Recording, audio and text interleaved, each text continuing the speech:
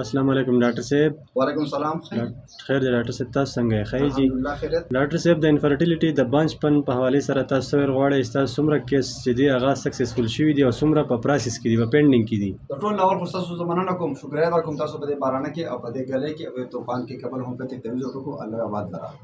نو ورسره تاسو د انفرټیلیټي بانجپن په اړه کې وینو تاسو په خپل هم پته راټول خلکو ته پته چې قبل هم په دې په انفرټیلیټي کې پټات ده. جی بالکل جی. نو په دې کې تقریبا زموږ په دې درنیم کار کې سکم سلور کار کې زمونږه 61 پیشنټ دي دا سکسسفل کې صورت دی په دې کې د ظاهري کیس فهم چې دا بیگانه برش په 6 پر شه ده دا تقریبا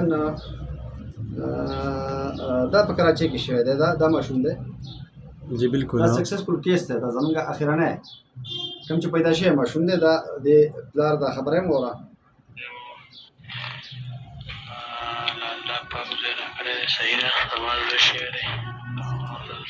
ماشاءالله بالکل جی ډیره د خوشحالۍ خبره ده. زه د دې ماشوم چې کوم د پلار ته او مور ته او نور رشتہ دار ته دغه ورکوم مبارکي ورکوم نور هم چې موږ کوم مریضان دي الله په دې باغ باندې خپل رحم وکړي هومیوپیتھک ټریټمنټ ان شاء الله ښه ټریټمنټ دی او قابل اعتماد قابل بروسه ټریټمنټ دی او کم خرچ ټریټمنټ دی. تاسو چې چاته هم دا مسله تاسو په هومیوپیتھک ټریټمنټ باندې بانچ باندې انفرټیلیټي خپل مسله والي او په هغه ټریټمنټ باندې خپل مسله حل کولو کوشش وکړئ. یو ښه قابل هومیوپیتھک ډاکټر لاشي خدمت مرزي دنیا شه ډاکټر دی بل لاشي ضروري نه چې تاسو خامخا راشي بل لاشي قابل هومیوپیتھک ډاکټر وګورئ ښه ټریټمنټ والے ان شاء الله تعالی کېږي به چاته مسله هم ټریټمنټ شته چاته مسله هغه هم ټریټمنټ شته چاته مسله نه هم بچی نه کیږي هغه لپاره په هومیوپیتھک کې بیسټ ټریټمنټ شته په دواګانو کې میاس ساتي او ډیره مننه کوم تاسو.